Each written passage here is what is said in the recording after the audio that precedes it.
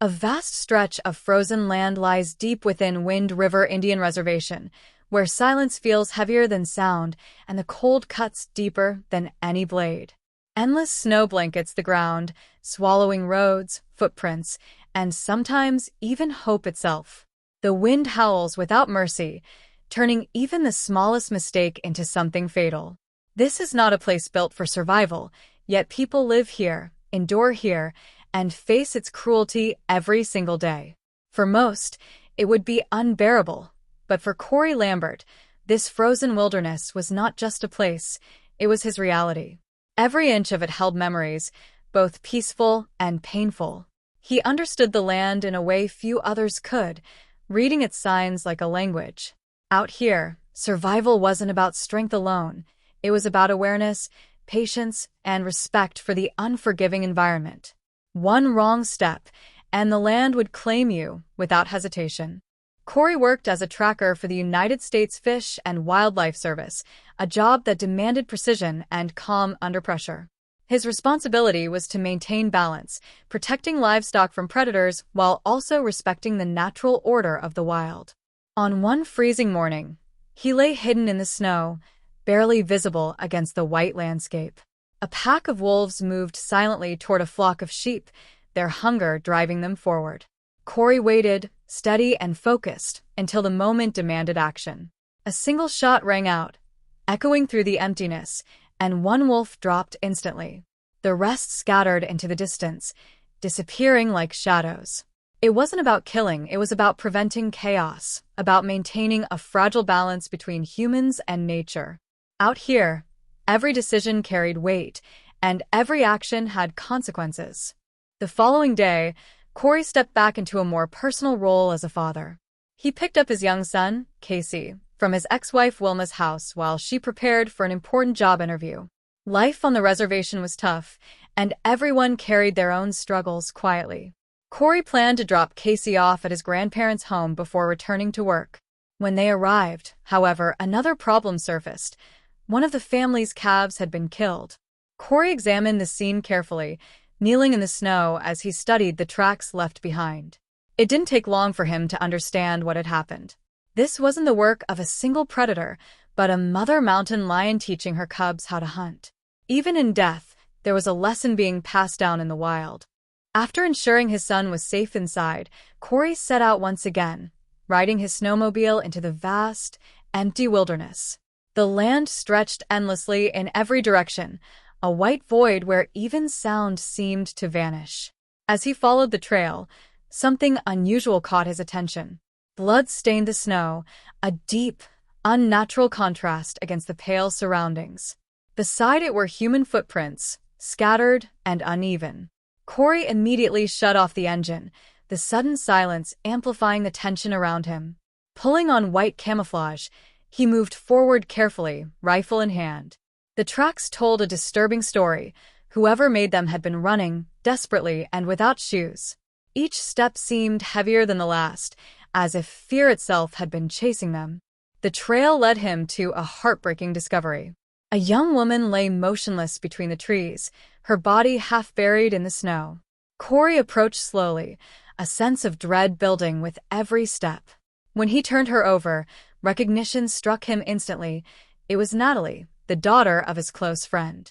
There were no signs of an animal attack, no visible wounds that explained her death. Instead, it was something far more haunting. She had run until her body could no longer endure the freezing air. The cold had filled her lungs, stealing her breath from the inside. Corey stood there in silence, the weight of the moment pressing down on him. He quickly called the authorities, knowing this was no ordinary situation. Because the incident occurred on reservation land, jurisdiction fell under federal authority, meaning the investigation could not proceed without the involvement of the Federal Bureau of Investigation. Local police secured the area, but time was not on their side.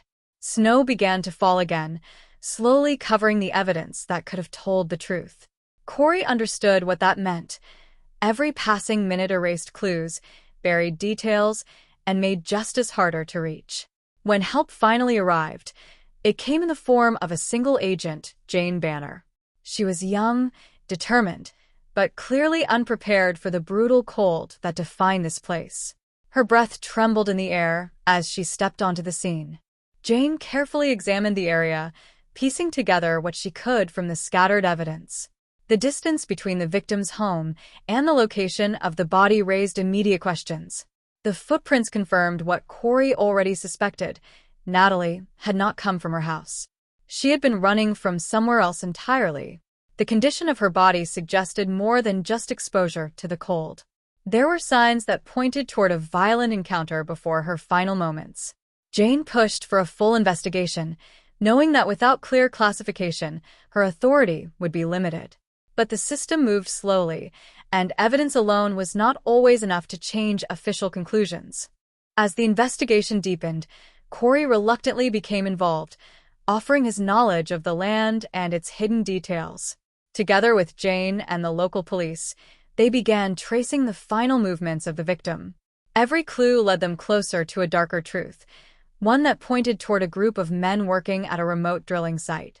The isolation of the area made it the perfect place for secrets to remain hidden.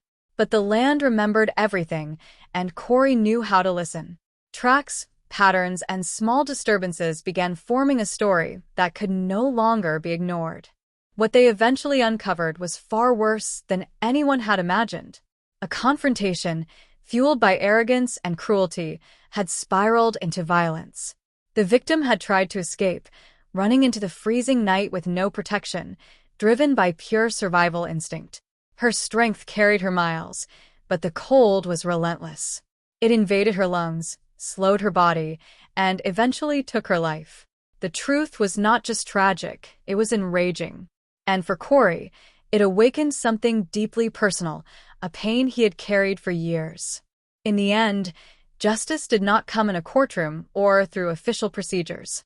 It came in the same harsh way the land itself delivered consequences: cold, direct, and unforgiving. Those responsible faced the very elements they had underestimated. Out in the wilderness, there were no shortcuts, no escapes, and no mercy. Corey ensured that the truth was answered in the only language this land understood. When it was over, silence returned once again, covering everything like the snow. But the story did not end with justice alone. It left behind a deeper truth about loss, grief, and the scars that never fully heal. Two fathers, bound by the same unimaginable pain, found themselves sitting in silence, sharing a moment that words could never express. Their daughters were gone, taken by cruelty and circumstance, and nothing could ever bring them back. Yet in that silence, there was understanding.